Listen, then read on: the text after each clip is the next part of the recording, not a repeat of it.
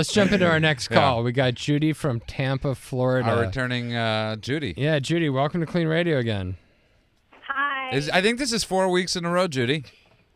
I think it's 4 weeks in a row, too. I was able to listen to the first 2 weeks on YouTube, and I've had a hard time listening to the third week, but 12 days Of what? Being of clean. being sober. Oh, that's amazing. Yeah. Congratulations, Yeah. Judy. You. Well, I wanted her to say it. That's why I asked. I knew what Judy was referring to. Good. And That's a first. Yes. And Judy, is that sober off of everything or sober off of? No, it is sober off weed, which is, I would say, my biggest vice. Okay, that's great. Alcohol, I will still drink. I don't think I have a problem with alcohol. Okay. It's weed. That's my main problem. But what I called about last week, I know I talked about my mother, and she just didn't understand. And I think we were in an environment where I couldn't explain it to her because we were in a bar, and she was kind of intoxicated, and she was just like, oh, you're using it as a crutch. How are you not fat? Blah, blah, blah. That conversation can only happen at a bar. Right. Or in a church. Yeah, right? Exactly. So it's not the best environment. So I called her later in the week, and I really just told her bottom line, pretty much the past 20 years of my life, and went into detail. And honestly, she finally got it. She was choked up. She even had to hang up the phone. And then she called back, I want to help you, because, financially, I had hit rock bottom. Right. Because you were spending so much of your money on weed. Yeah. Right. And we Andrew we had that discussion and the Andrew first week. actually raised a good point because you were talking about the fact that you don't have health insurance. Right. So yeah, maybe it's time to start putting the weed money into some health insurance. Exactly. I totally agree. My underlying problem is, I've got all sorts of issues. The main problem is anxiety. I have OCD. I've got body dysmorphic disorder. I compulsively exercise. I'm just, I'm a very anxious person, and Our guest is in love, by the way. Well, we were just going to say that we don't have that compulsive exercise problem. It's all compulsive eating. Maybe you could try. But we're very sympathetic to those of you who do have that issue. So Judy, did you last week you said you would try to go to a 12-step meeting? Did that happen by any chance? Okay, let me tell you, I have not gone to a 12-step meeting, but I did call for some local meetings in my area, and here's what I wanted to ask you guys. Yes. They were very friendly on the phone with me, and my boyfriend actually has gone to AA himself because he has issues with alcohol. And I had called and asked if my boyfriend and I could come, and I said he has an issue with alcohol, I have a problem with weed. And they said that I could not talk in the meeting because I don't have a problem with alcohol. However, my boyfriend could. And I'm just wondering, why can't I speak up in the meeting? Because I'm an addict nonetheless. Why is it just...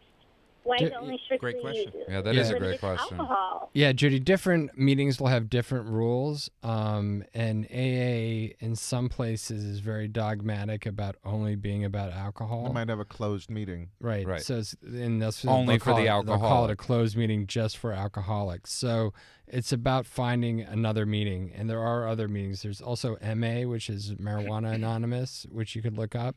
And then NA might actually be more sympathetic as well. But even NA, which is Narcotics Anonymous, they do ask you for total abstinence. There's abstinence from drugs. And the thing that keeps coming up with these calls, Judy, is that you're clearly telling me when I'm listening to what you're saying that you're self-medicating your anxiety with marijuana, and now it seems to be alcohol is still the one that you're clinging on to.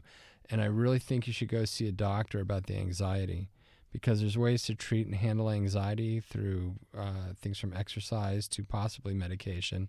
And I think that, you need to look at having been using marijuana to deal with that anxiety, it's going to trip you up, that anxiety, if you don't deal with that underlying problem. And the other things, like she was talking about the body dysmorphia, Yeah, I mean, the all of these compulsive things. exercising. Yeah, all these things are anxiety disorders, though. Even body dysmorphic disorder is an anxiety disorder. Explain to people out there listening what that is, because Body dysmorphic disorder is where you actually don't have a real sense of what you look like and what your body's like, and you have a great fear about it to the point where you have extreme anxiety or you cry and get very depressed and can't function because you're actually afraid that you look horrible.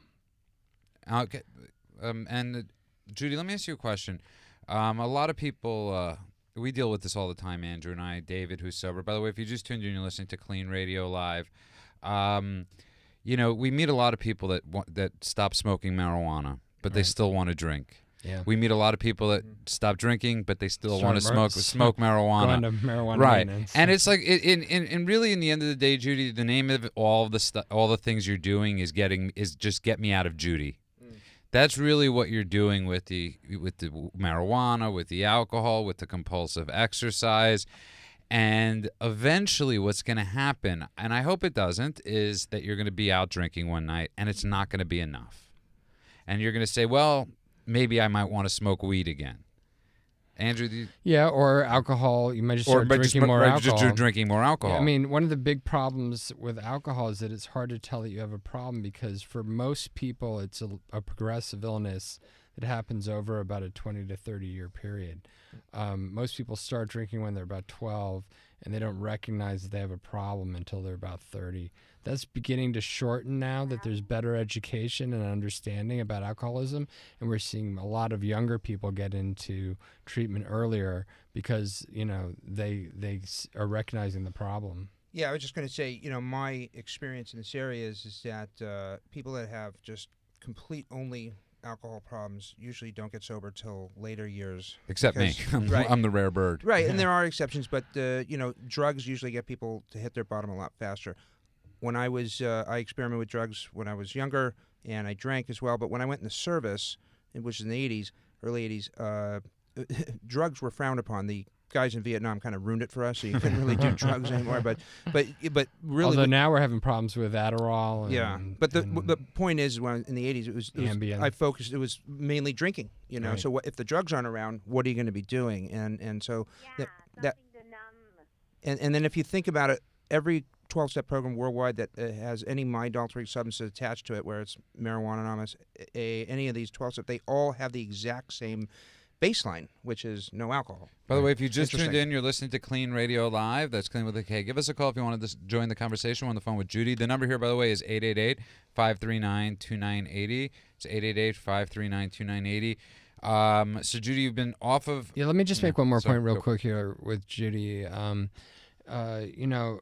The idea of total abstinence is very difficult, I think, for people to face. And there's a lot of arguments within the treatment community and as well as the sober community as to whether if you stop doing all drugs and alcohol, whether your anxiety will go away and that your anxiety is part of your alcoholism or your drug addiction, or whether the anxiety is what created this self-medicating behavior that then led to... Yeah, I've been anxiety-ridden since a child. Okay, so but the point is that now that you've developed a problem with substance abuse, that now is just as much of a presenting problem as the anxiety.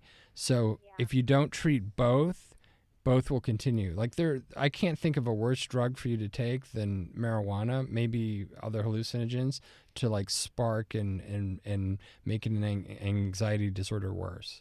I mean, it tends to lead to paranoia.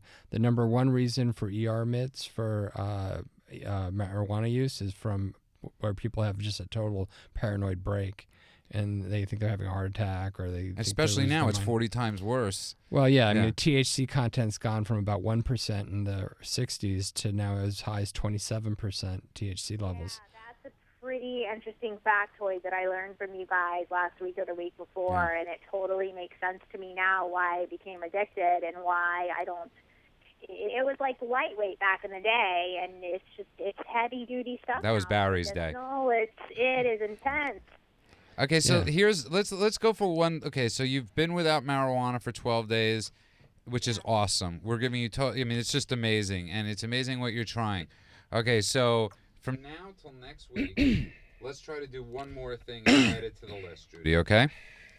Let's try to not drink for the next 7 days. And no marijuana. Do that. Okay, so Okay. until next week's And show. I would really like you to see a doctor. Yeah.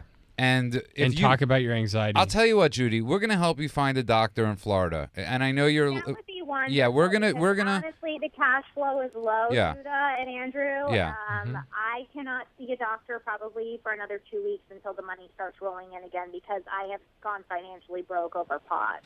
So I need something. I can see someone in 2 weeks, but right now it would have to be somebody like on a sliding scale. Okay, I'm going to tell you what, we're going to make some calls. We know a lot of people in Florida. And we're going to get you help. We're going to get you some help. But if you make the deal, we'll get you a doctor this week Andrew, a psychiatrist, that you could go and see. But we want you to try and do that deal. Just try. Until next week's show, no pot. We got to move on. Yeah. But Judy, we're going to put you on hold, and the producers are going to get your numbers so that we can line that up. I appreciate it. Yeah. You guys are awesome. You've been such a help. Thank you, and we'll talk to you next Judy, week. I really appreciate your struggle and hanging in there. Yeah, thank you guys so much. You got it, Judy.